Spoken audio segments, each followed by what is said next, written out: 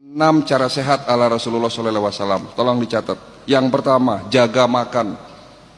Bagaimana cara jaga makan yang benar? Rasulullah makan di saat lapar, berhenti makan sebelum kenyang. Artinya makan jangan berlebihan. Itu cara jaganya Nabi yang pertama.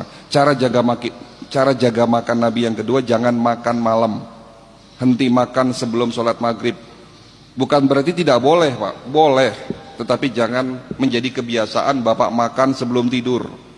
Berhenti makan sebelum sholat maghrib.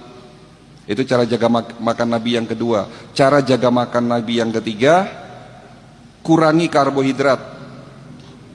Ya, Nabi tidak pernah memasukkan makanan dalam satu makan antara karbo dan protein.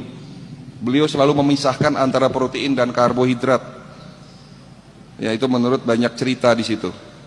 Tapi di sini saya membuat satu kesimpulan, kurangi karbo. Ya boleh makan karbo, karena kita orang Indonesia tidak mungkin melepaskan nasi ya Pak. Tapi kurangi nasi, kurangi tepung-tepungan. Jangan makan gula pasir, ganti sama gula aren. Santan, ya itu dikurangi. Terus cara jaga makan Nabi yang keempat, makanlah yang halal dan thayyib. Nanti di waktu yang lain Pak, kita akan membahas khusus mengenai cara jaga makan Nabi, ya karena ini butuh panjang ceritanya. Yang kedua, ya langkah kedua, jangan tidur larut malam. Tidurlah lebih awal agar bangunmu bisa lebih awal, dengan syarat tanpa cahaya lampu. Siapa yang mencontohkan? Nabi Muhammad. Fatimah radhiyallahu anhu bercerita kepada para sahabat Nabi. Sahabat Nabi bertanya, apa kebiasaan Nabi sebelum tidur? Fatimah bercerita, ayahku sebelum tidur ya selalu mematikan sumbu-sumbu api di rumahnya. Itu salah satu kebiasaan Nabi. Dan ini diteliti, tidur tanpa cahaya itu baik buat kesehatan, tetapi dengan tidur dengan cahaya lampu, hormon melatoninnya tidak dapat diproduksi. Bapak silahkan buka Google, apa fungsi hormon melatonin. Salah satu fungsi hormon melatonin adalah membantu produksi antioksidan. Nah, ini cerita oksidasi lagi. Membentuk imunitas tubuh kita. Jadi yang benar, tidur sebelum jam 11 tanpa cahaya. Itu yang benar. Bagaimana cara tidurnya Nabi? Panjang lagi ceritanya. Nabi tidur menghadap ke posisi jantung ada di atas. Ya kan? Miring ke kanan. Tangan kanan ditarik menyangga pipi. Itu ada ilmiahnya ternyata. Itu nanti kita akan bahas. Lalu langkah ketiga, ya, bagaimana supaya sehat? Jaga air putih kita. Bagaimana cara minum air putih? Tidak perlu hangat. Bukan berarti tidak boleh.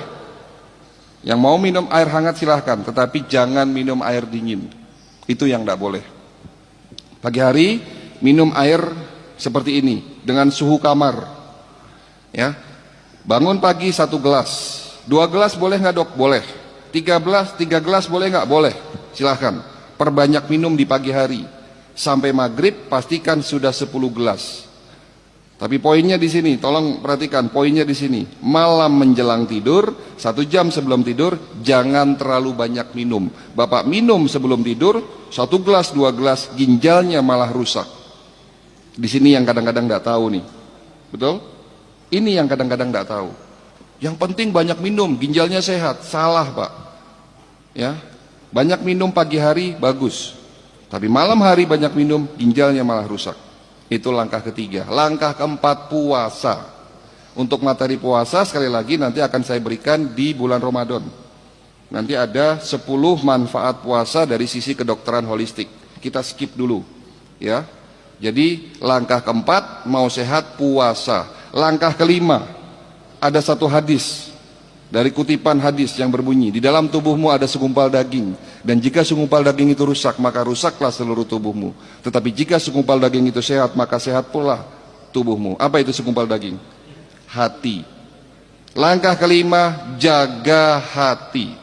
Iri, dengki, sombong, takabur, suujon, marah-marah, takut, itu akan menurunkan imunitas, daya tahan tubuh kita. Kalau daya tahan tubuh kita sudah turun, pastinya sakit. Iri, dengki, sombong, takabur, marah-marah, takut akan menyebabkan hormon kortisol naik. Hormon kortisol akan menyebabkan oksidasi berlipat 6 kali lipat. Marahnya 5 menit, tolong perhatikan, marahnya hanya 5 menit, daya tahan tubuh kita turun 6 jam. Marahnya hanya 5 menit, Pak. Kesel sama orang 5 menit, imun kita, daya tahan tubuh kita turun 6 jam, kena COVID. Nah, itu karena marah-marah. Ya, kemarin ada pasien setelah acara manasik datang ke klinik, rombongan mau diperiksa. Dari sekian banyak orang, 1 orang kena stroke, datang terlambat, pakai kursi roda. Sampai di klinik marah-marah karena tidak mau ngantri. Ini sudah kena stroke, si bapaknya marah-marah, Pak. Kira-kira gimana nih? Bisa sembuh enggak? Ya. Marah-marah kenapa? Enggak mau ngantri. Gitu loh. Saya sudah stroke, harusnya saya didahulukan, Dok. Enggak bisa, saya enggak mau ngantri. Nah, saya bilang sama Bapak, Pak, mohon maaf, nun sewu, yang diobati bukan fisik Bapak, tetapi hati Bapak diobati dulu. Saya gituin, malah saya dimarahin, Pak. Tak suruh pulang, Pak.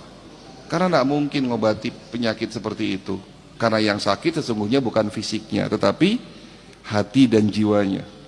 Ini kadang-kadang kita suka lupa. Rasulullah mengatakan, jaga hati kita. Ya, oke. Itu langkah kelima, menjaga hati. Langkah keenam, olahraga teratur, terukur sesuai umur. Nabi waktu muda olahraganya berkuda, memanah, gulat, tetapi setelah tua olahraganya berbeda. Bapak yang sudah tua, yo jangan main bulu tangkis, Pak.